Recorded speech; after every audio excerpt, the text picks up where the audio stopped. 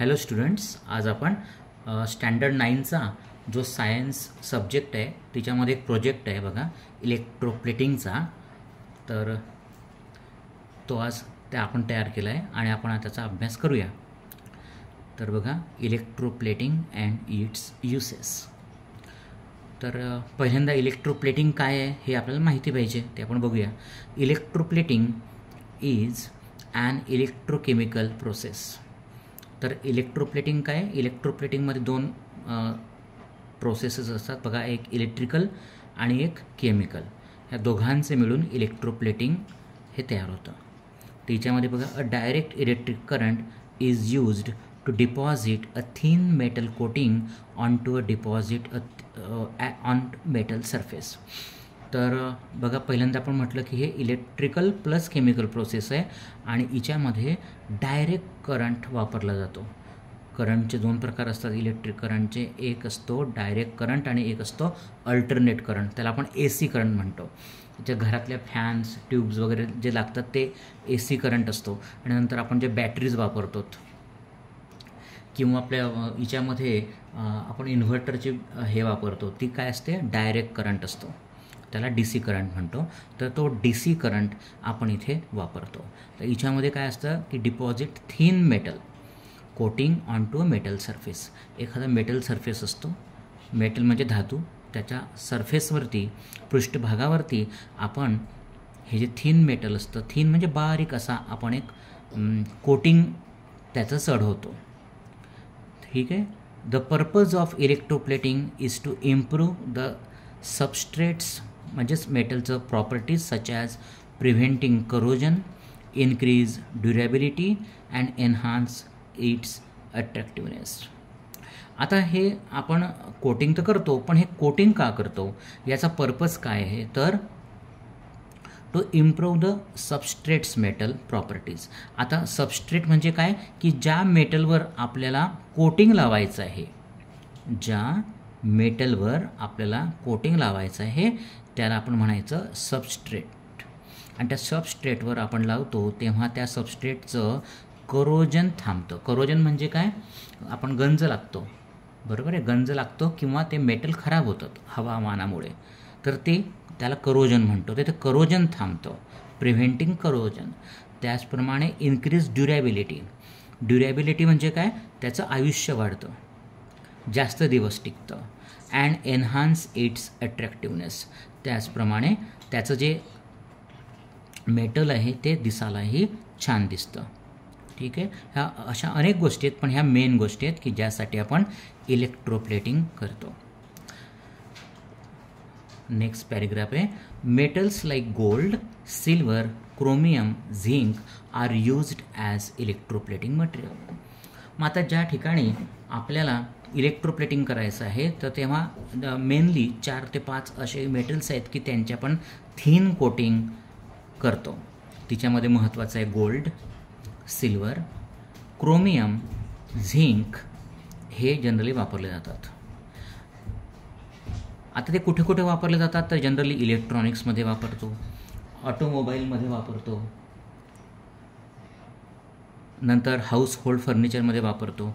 आता बघा, तुम्हाला माहिती आहे इलेक्ट्रॉनिक्स म्हणजे आपलं कॉम्प्युटर आहे, TV आहे, तिच्यामध्ये वेगवेगळे कंडक्टर्स, सेमी कंडक्टर्स किंवा कनेक्टर्स असतात.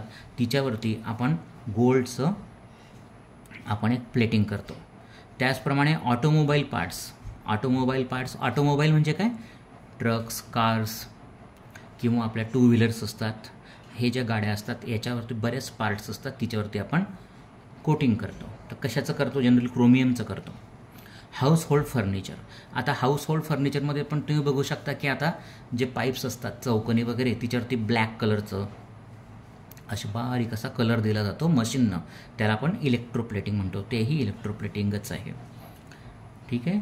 आता in electroplating anode and cathodes both are immersed in a solution of salts and metals which to be plated.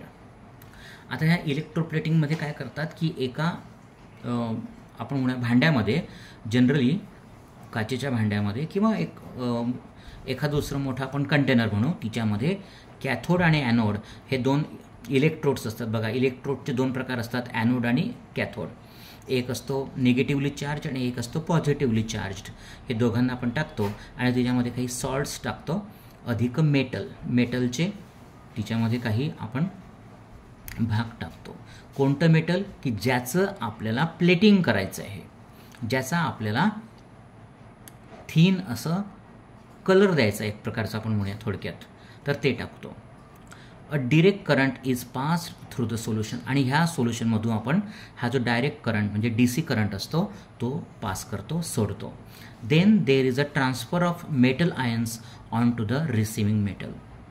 आणि हे झाल्यानंतर काय होतं की ज्या मेटलचं आपल्या समजा आता गोल्ड मेटल आहे तर गोल्ड मेटलचं आपल्याला ट्रान्सफर करायचं आहे दुसऱ्या एखाद्या लोखंडाच्या याच्यावर, तर तो आयन्स जे असतात म्हणजे गोल्डचे आयन्स हे त्या लोखंडाच्या किंवा आयरनच्या मेटलवरती येतात, पसरतात आणि तिच्यावरती ती एक प्रकारे त्याचा पापुद्रा बसतो किंवा थीन असं लेअर बसतो. ठीक आहे. तर अशा रीतीने ही प्रोसेस आहे. आणि आता पुढे बघा आपण कुठे कुठे वापरतो. Electroplating is used in everyday life. आताच्या काळामध्ये प्रत्येक जीवनातल्या प्रत्येक ठिकाणी आपल्याला आता ह्या इलेक्ट्रोप्लेटिंगचा यूज होताना दिसतो आहे. तर जनरली ऑटोमोबाईल म्हणजे मी तुम्हाला मगाशी सांगितलं की आपल्या ज्या गाड्या आहेत ट्रक्स, कार्स वगैरे, टू व्हीलर्स वगैरे, तिच्यामध्ये आपण क्रोम प्लेटिंग करतो on bumpers and other parts of cars. Bumpers म्हणजे पुढचे जे प्लॅस्टिकचे मोठे हे असतात बघा भाग असतो, तिच्यावरती आपण क्रोमियमचा जनरली प्लेटिंग करतो. त्याच्यामुळे ते चमकतंही आणि त्याचंही दिसायला सुंदरही दिसतं आणि अधिक त्याचं लाईफही वाढतं. नंतर jewellery, gold or silver plating on less valuable metals.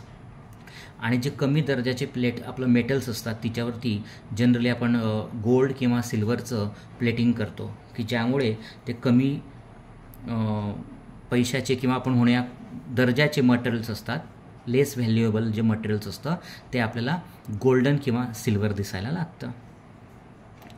नंतर एक cutlery and utensils. Cutlery and utensils म्हणजे घरातले आपण जे भांडे वापरतो तिच्यावरही आता आपण सिल्वर प्लेटिंग करतो.